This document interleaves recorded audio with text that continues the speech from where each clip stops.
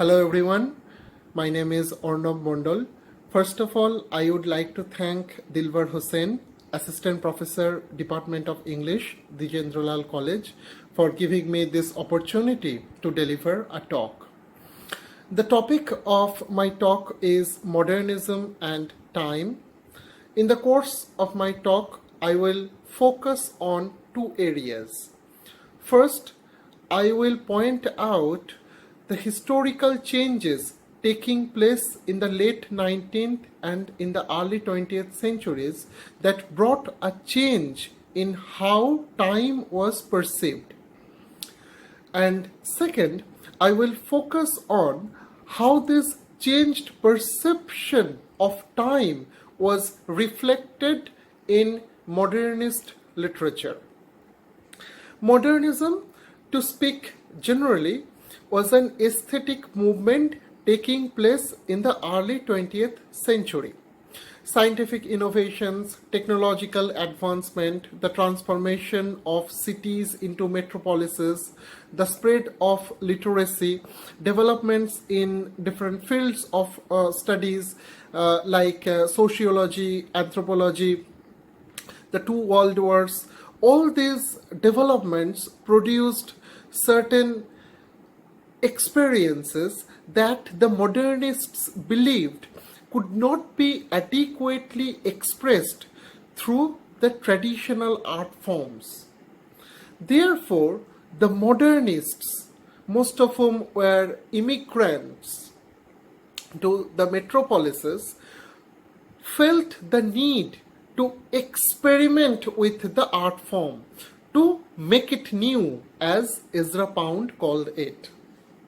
Now, in my lecture, I will focus on one such development, that is the change in the understanding of time, that had a profound impact not only on modernism, but on the entire zeitgeist, or the spirit of the time. The concept of time that was developed in the early 20th century, it was an all-encompassing concept entwined with the understanding of the mind, the experiences of science, and was deeply affected by the world wars, particularly by the First World War. Now, one of the major developments in the history of time was the introduction of standard time at the end of the 19th century. Up to the middle of the 19th century, each town had its local time determined by the sun. But the presence of so many local time zones created problems in different fields, particularly in the workings of the railways. Therefore, the need of navigation, the need of regularizing the railway timetable led to the proposal of the concept of standard time at the International Meridian Conference that took place in the year 1884 in Washington. In that conference, the representatives of 25 nations proposed to establish Greenwich as the zero meridian. And they also divided the earth into 24 time zones 1 hour apart. The aim was to establish a uniform standard public time that can be measured accurately by the clocks and the calendars. However, there were other developments that questioned this idea of a uniform standard public time, that lent support to the thesis or to the idea of the relativity of time. But before moving into this idea of the relativity of time, let us look at how time was perceived in the preceding centuries. Now, the concept of time that was prevalent in the preceding centuries can be attributed to Isaac Newton, who in the year 1687 defined time as absolute, true, and mathematical time of itself and from its own nature flows equally without relation to anything external. This last part is very important. So time, according to Newton, is absolute and it flows equally without relation to anything external. So Newton was actually talking about an objective time, an objective universal time. Then we have Immanuel Kant. Immanuel Kant was one of the first to argue that the experience of time was subjective. But though Kant argued that the experience of time was subjective, he also, like Newton, believed that time was universal, meaning time was equal, time was same for everyone. Then we have Albert Einstein.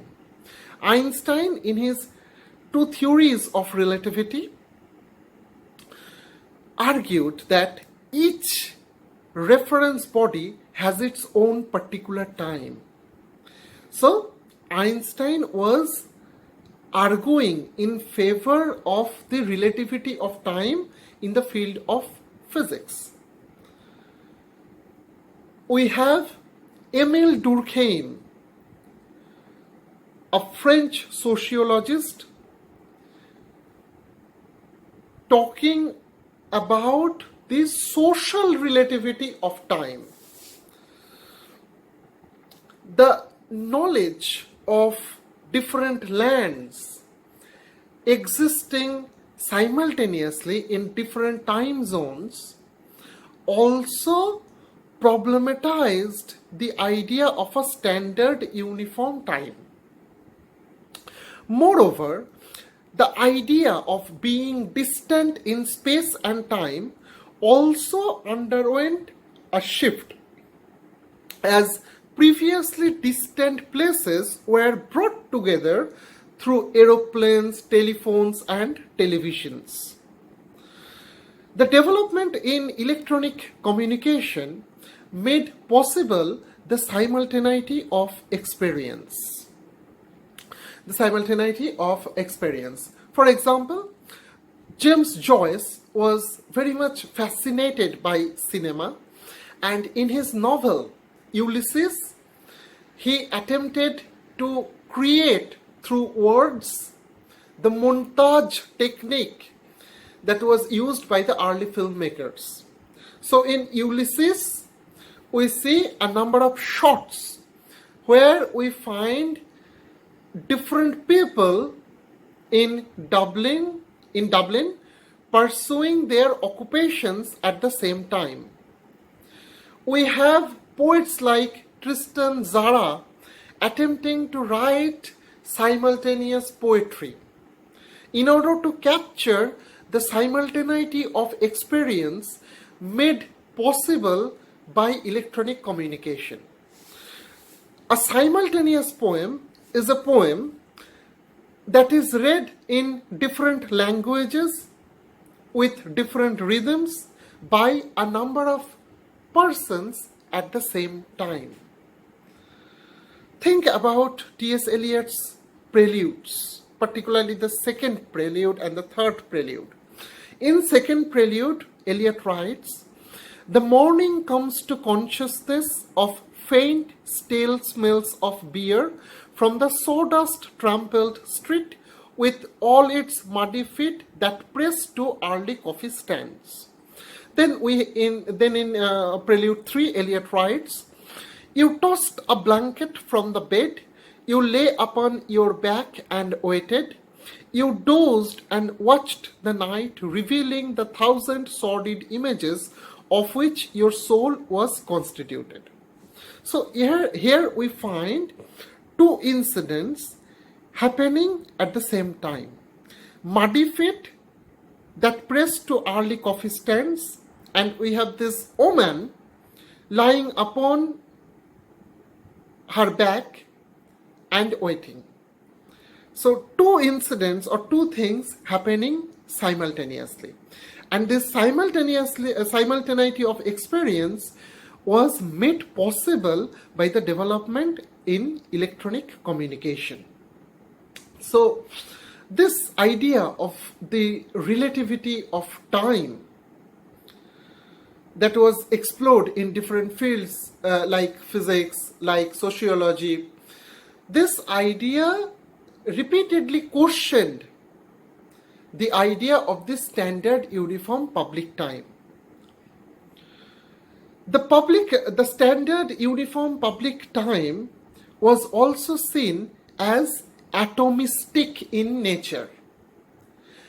According to Isaac Newton, time was a sum of infinitesimally small but discrete units. In other words, time is a sum of certain units like seconds, minutes, and hours. And the clock always reminds mankind of this atomistic nature of time through each tick. But there was another conception of time that became prevalent at that time, and that was the idea of time being fluid in nature. And this idea of a fluid time was in turn dependent upon the understanding of human consciousness as a stream. So on the one hand, we have the concept of the standard uniform public time, which was conceived as atomistic in nature. And then we have, on the other hand, the idea of time being fluid in nature. And this idea of time being fluid in nature was in turn dependent upon the understanding of human consciousness as a stream. Now, the reference to human mind as a stream first appeared in the writings of William James, who was the brother of the novelist Henri James. William James argued that in human mind, each mental event is linked with those before and after, near and remote, which act like a surrounding halo. Then in 1990, in his book The Principles of Psychology, William James further argued, consciousness does not appear to itself chopped up in bits. So human consciousness cannot be divided into separate units. Such words as chain or train do not describe it fitly. It is nothing jointed, it flows. A river or a stream are the metaphors by which it is most naturally described. In talking of it hereafter, let us call it the stream of thought of consciousness. So, human consciousness as a stream, human consciousness as an indivisible whole, something that cannot be separated. It immediately brings into our mind Virginia Woolf's argument in modern fiction that life is not a series of gig lamps symmetrically arranged. Life is a luminous halo, a semi-transparent envelope surrounding us from the beginning of consciousness to the end. So again, this understanding of human consciousness as an indivisible whole, something that cannot be separated into units, into certain units. So we have seen modernist writers like James Joyce and Virginia Woolf using the stream of consciousness technique in their writings, where we find the inner workings of the mind of the characters, where we often find that the past and the present and the future do not exist as separate time zones. Rather, they move into one another. This is something that we often encounter in the stream of consciousness novels. Now, the first writer to employ the stream of consciousness technique was Edouard Dujardin, a French writer, Edouard Dujardin, who in his novel The Laurels Are Cut, first used this stream of consciousness technique. Now, this idea of human consciousness as a stream was further developed by a French philosopher named Henri Bergson. Henri Bergson also argued that human consciousness is an indivisible whole, and in human consciousness, the past and the present exist in a continuum. So, Bergson argued that human consciousness should not be seen as a series of discrete moments. Rather, human consciousness should be seen as a succession of moments. So, not as a series of discrete moments, but as a succession of moments where each moment interpenetrate one another, where the memory of each incident and the experience of each state of mind is carried forward and influence further experiences and further memories. So, in other words, in human consciousness, the past and the present exist together. The past memories influence the present and the future events or experiences. So this is something that we can find in the writings of Henri Bergson. And Henri Bergson's writings became available in English in 1910, and it generated so much enthusiasm in people that Bertrand Russell once claimed that the whole England had gone mad about Bergson. Bergson was so popular that when he delivered a series of lectures at the Columbia University, it occasioned a traffic jam. So you can understand the influence of Bergson, the importance of Bergson at that time. Now, the organic conception of time and consciousness that was enunciated by Henri Bergson had a significant influence on T.S. Eliot. T.S. Eliot attended Bergson's lectures at the Collège de France in Paris in 1910-11. Eliot's idea of tradition seems to be based on an understanding of time as flux. In his essay, The Tradition and the Individual Talent, Eliot says that that tradition involves a historical sense, and this historical sense in turn involves a perception not only of the pastness of the past but of its presence. The historical sense compels a man to write not merely with his own generation in his bones, but with a feeling that the whole of the literature of Europe, from Homer and within it the whole of the literature of his own country, has a simultaneous existence and composes a simultaneous order. So Eliot is actually talking about a dynamic conception of tradition. Tradition, according to Eliot, cannot be inherited. It must be obtained by great labor.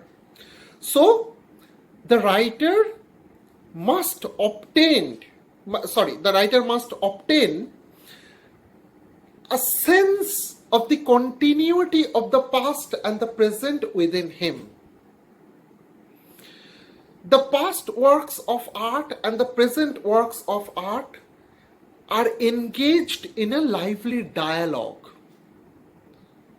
And this dialogue between the past and the present can be conceived only if we think about time in Bergsonian terms. We think about time as an indivisible whole. So you can understand how Bergson's ideas were influencing Eliot at that time. Now, Eliot again dealt with these ideas in his poem Little Gidding.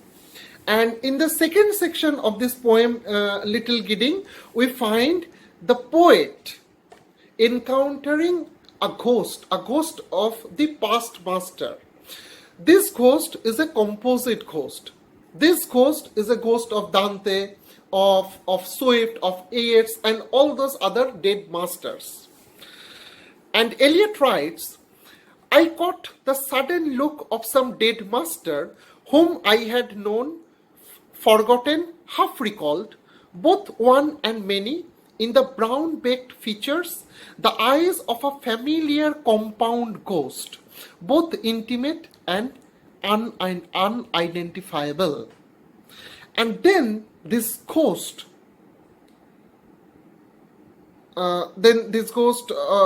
gives the poet a valuable piece of advice. And this ghost says, I am not eager to rehearse my thoughts and theory which you have forgotten. These things have served their purpose, let them be. Then the ghost said, for last year's words belong to last year's language, and next year's words await another voice. So this union of the past masters and the present poet can only be possible because the past and the present exist in a continuum. And this ghost, this compound ghost, gives the poet an advice. For last year's words belong to last year's language, and next year's words await another voice.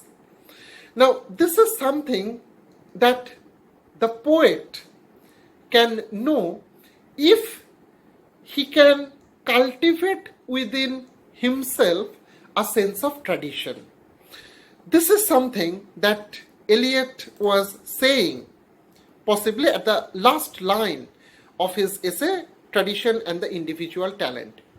And he is not likely to know what is to be done unless he lives in what is not merely the present, but the present moment of the past, unless he is conscious not of what is dead, but of what is already living.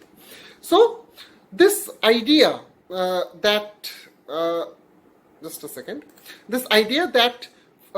this advice, if you can call it, for last year's words belong to last year's language, and next year's words await another voice.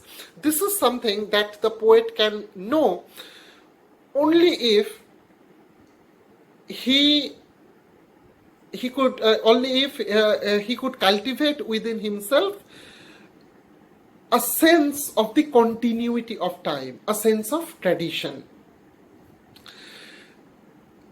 Bergson's ideas influenced other works of Eliot as well. For example, Eliot's poem Burnt Norton. And the first few lines of this poem read in this way: time present and time past are both perhaps present in time future, and time future contained in time past.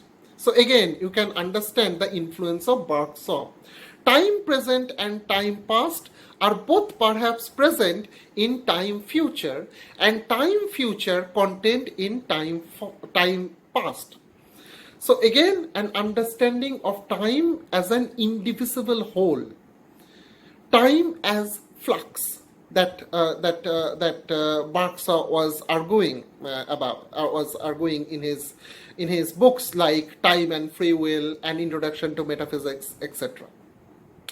Now, this Bergsonian notion of time as flux, it also undercut the European imperialist discourse that always projected Europe as modern in relation to the quote-unquote primitive non-European territories.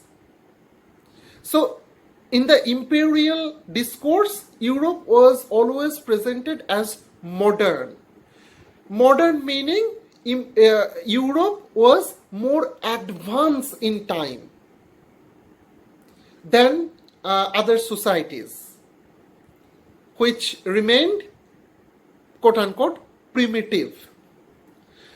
This idea of Europe being modern, being advanced in time, was based upon a linear concept of time. But this concept was undermined by the Bergsonian notion of time as flux. To give you an example, we find in Joseph Conrad's novella Heart of Darkness the character of Marlowe.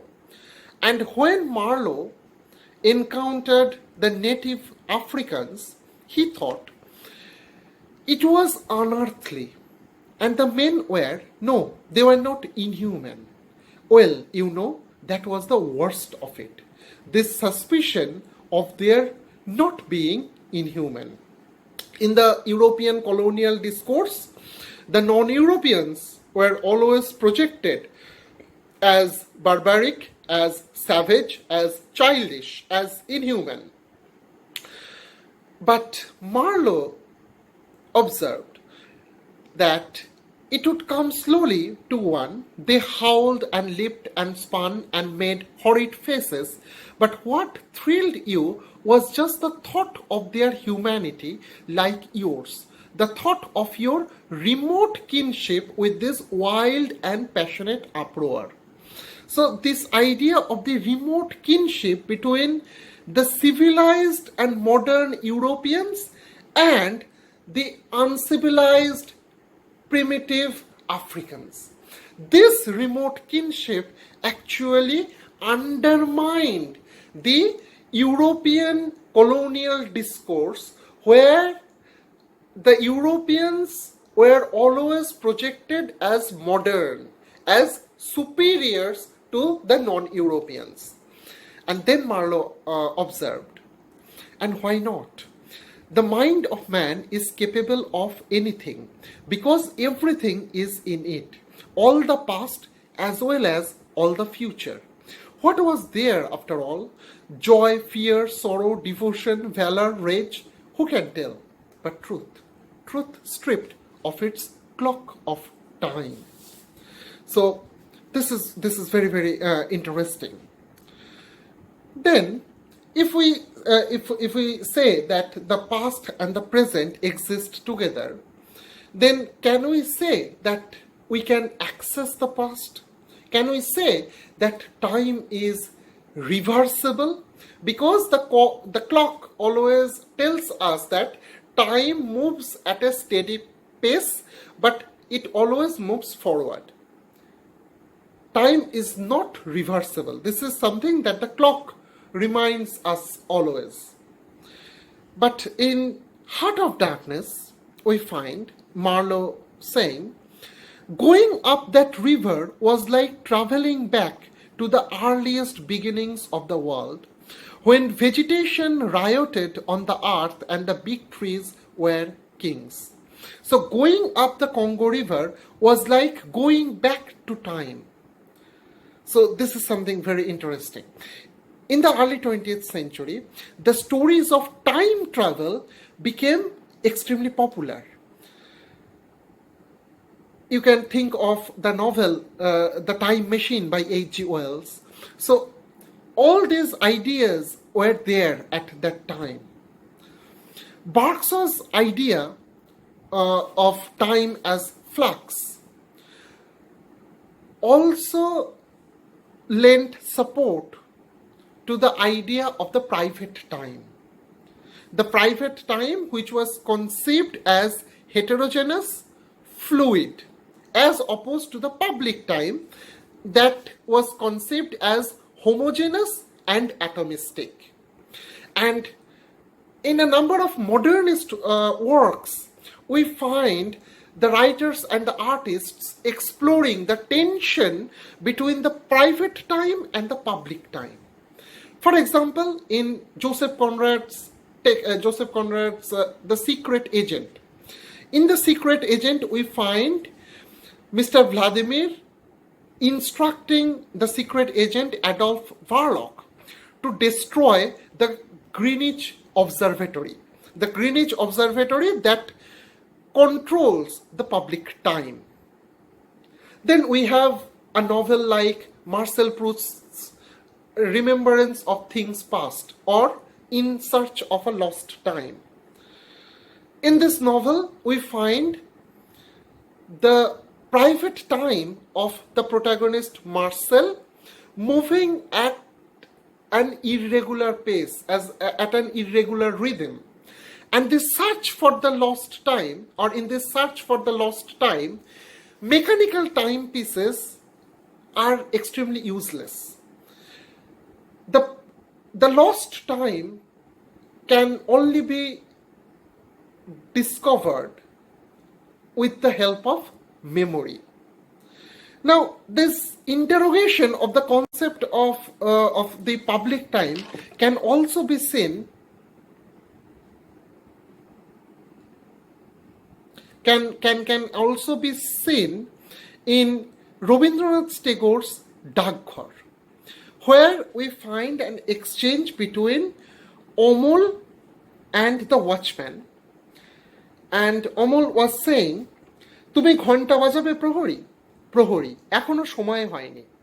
Amal, কেউ বলে সময় বয়ে যাচ্ছে, কেউ বলে সময় হয়নি, আচ্ছা তুমি ঘন্টা বাজিয়ে দিলেই তো সময় হবে। প্রহরী, সে কি হয়, সময় হলে তবে আমি ঘন্টা বাজিয়ে দেই। So a deeper exploration of the concept of time. Now, the last point of my lecture, that is where I am going to explore the influence of the First World War on the concept of time. Now, the First World War radically disrupted the notion of time. In its sheer scale of destruction, the First World War was quite unprecedented in history. That is why the First World War was seen by many as a rupture with the past, as a break with the past. Because the events were so horrible that it became difficult to see them as part of the continuous flow of time. Or the First World War seemed to divide time into two periods, the pre-war period and the post-war period. And the continuity between those two periods was broken by the war. T.S. Eliot's essay, Tradition and the Individual Talent, can be seen as a response to it. Because in this essay, if you read it carefully, you will find that Eliot was talking about the establishment of continuity with the past. And the dead poets that Eliot talked about included not only perhaps the past masters, but also the modernist poets and artists who were killed in the First World War, like Guillaume Apollinaire, Henri Bergson. The war also produced certain experiences that were uncontainable in time.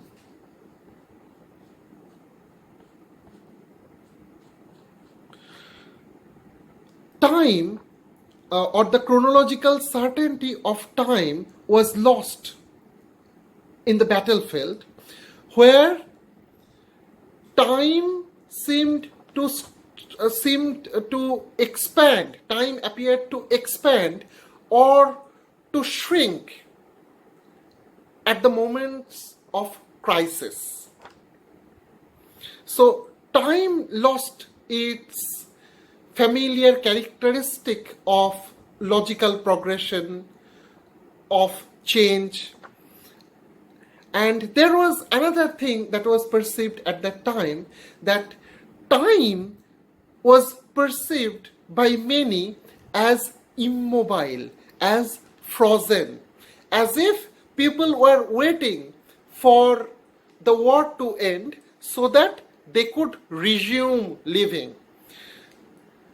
And we can also interpret the experiences produced by the war in terms of the ideas of Henri Bergson. For example, we find the past and the present merge together in the minds of the shell-shocked soldiers who returned from the battlefield.